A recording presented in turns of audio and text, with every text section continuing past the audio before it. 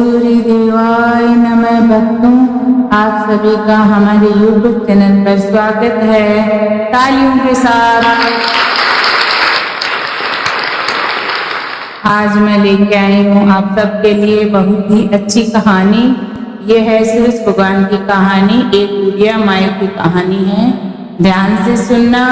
और अब तक आपने हमारा चैनल सब्सक्राइब नहीं किया तो आप हमारा चैनल सब्सक्राइब कर लो, बेल आइकन को जरूर प्रेस करना, कथा को छोड़कर बीच में मत जाना। ये सूरज भगवान की कहानी है, इसको छोड़ के जाने से सूरज भगवान रुष्ट हो जाते हैं। तो पूरी एंड तक जरूर सुनना कथा को। एक बुढ़िया माई थी, उसका एक नियम था। वह प्रति रविवार को सवेरे ही स्नान आदि करके घर को गाय के गोबर से लीपकर भोजन तैयार करती, भगवान को भोग लगाकर स्वयं भोजन ग्रहण करती थी। ऐसा व्रत करने से उसका घर अनेक प्रकार के धन्य से परिपूर्ण था। श्री हरि की कृपा से घर में किसी प्रकार का विघ्न या दुख नहीं था। सब प्रकार से घर में आनंद रहता था। इसी तरह कुछ दिन बीत जाने पर उसकी एक पड़ोसन, जिसकी गाय का वह गोबर बुढ़िया माई लाया करती थी, विचार करने लगी, यह वृद्धा मेरी गाय का गोबर ले जाती है, इसीलिए मैं अपनी गाय को घर के भीतर बांध लूंगी। बुढ़िया माई को गोबर न मिलने से रविवार के दिन अपने घर को न लीप सकी, इसीलिए उसने न तो भोजन बनाया न भगवान को भोग लगाया तथा स्वयं भी उसने भोजन नहीं किया। इसी प्रकार उसने निराहार व्रत किया। रात्रि हो गई और वह भूखी सो गई। रात्रि में भगवान ने उसे स्वप्न दिया और भोजन न बनाने का तथा भोग न लगाने का कारण पूछा। वृद्धा ने गोबर न मिलने का कारण सुनाया। तब भगवान ने कहा, माता, हम तुमको ऐसी गो देते हैं जिससे सभी इच्छाएं पूर्ण होती है, क्योंकि तुम हमेशा रविवार को गो के गोबर से लीप कर भोजन बनाकर मेरा भोग लगाकर खुद भोजन करती हो। इससे मैं खुश होकर तुमको वरदान देता हूँ। मैं निर्धन को धन और 5 स्त्रियों को पुत्र देकर दुखों को दूर करता हूँ तथा अंत में मोक्ष देता हूँ। स्वप्न में ऐसा वरदान देकर भगवान तो अंतर ध्यान हो गए। वृद्धा की आंख खुली तो वह देखती है कि आंगन में कितनी सुंदर गाय और बछड़े बंधे हुए हैं। वह गाय को और बछड़े को देखकर अति प्रसन्न हो गई और उसको घर के बाहर बांध दिया। वह खाने को चारा डाल दिया। जब उसकी पड़ोसन ने बुढ़िया के घर के बाहर एक अति सुंदर गाय और बछड़े को देखा तो वह द्वेष के कारण उसका हृदय जल उठा। उसने देखा कि गाय ने सोने का गोबर दिया है, तो वह उस गाय को गोबर सोने का ले गई और अपनी गाय का गोबर उसकी जगह पर रख गई। वह नित्य प्रति ऐसा ही करती रही।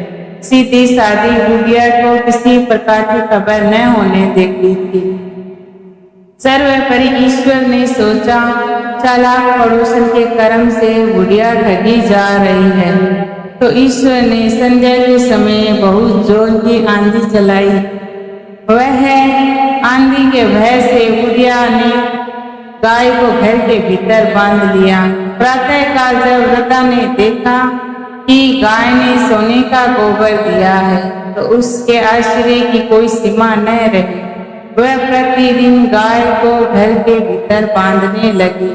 उधर पड़ोसन ने देखा बुढ़िया ने गाय को घर के भीतर बांध लिया और उसका सोने का गोबर उठाने का दावा न चला, तो वह ईर्ष्या और डाह से जल उठी और कुछ उपाय न देख पड़ा तो उसने देश के राजा की सभा में जाकर कहा, महाराज, मेरे पड़ोस में एक ऐसी वृद्धा है जिसके पास गाय है।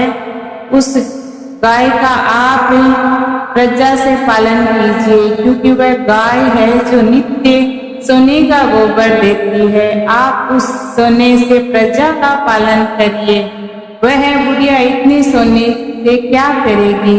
राजा ने यह बात सुन अपने दूतों को वृद्धा के घर गाय लाने का आदेश दे दिया।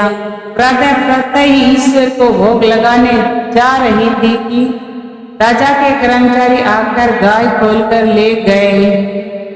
बुढ़िया माई काफी रोई चिल्लाई, किंतु कर्मचारियों के समझ में कोई भी क्या कह सकता है। एक बात न सुनी बुढ़िया माई की और एक गाय खोलकर ले गए। बुढ़िया माई उसके गाय के वियोग में रोती रोती रात को सो गई और भगवान ने उसे स्वप्न में कहा, बुढ़िया माई आज भोग क्यों नहीं लगाया।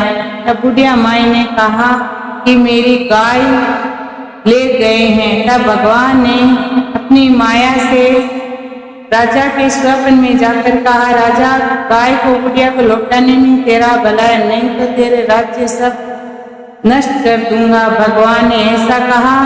तब राजा ने बुढ़िया को बुलाकर गाय मान सम्मान के साथ लौटा दी और पड़ोसन को बुलाकर उचित दंड दिया। और राजा ने नगर में हेलो राजियों की सब कोई ये व्रत करियो। इस व्रत करने से मान सम्मान में बढ़ोतरी होती है, घर में सुख शांति रहती है और धन और जायदाद का लाभ होता है। बोलो सूरज भगवान की जय।